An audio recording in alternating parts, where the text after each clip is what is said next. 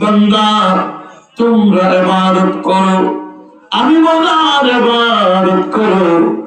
আমি মওলার সাথে তোমরা কাউকে শরীক করবে না।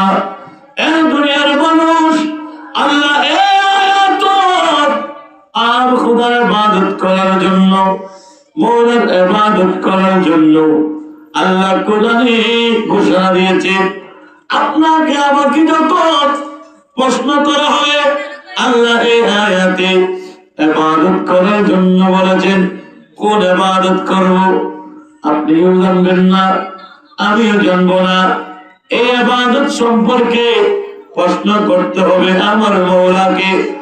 আল্লাহ কোন ইবাদতের কথা এই কোরআনে আপনি বলেছেন। আল্লাহকে যখন প্রশ্ন করা হবে, এই কোরআনের আয়াতে যখন আপনি তাফসীরে যাবেন, কোন ইবাদতের কথা বলেছেন, আল্লাহ এখানে তো ডাইরেক্ট ভাবে ইবাদত কোন ইবাদত করবে সেটা বলে দেয় নাই। এই দুনিয়ার মানুষ, ইসলাম পাঁচটা বেলা দিয়ে প্রতিষ্ঠিত।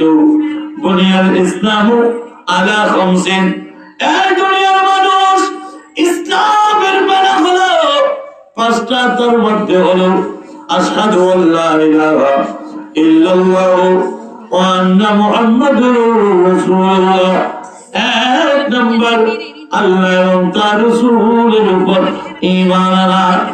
ঈমানের পরে ইবাদতের লিস্টে যখন করলে দেখা যায় যে ইবাদত পাওয়া যাবে, এই ইবাদত হলো এক নম্বরে সালাতের কথা বলেছেন।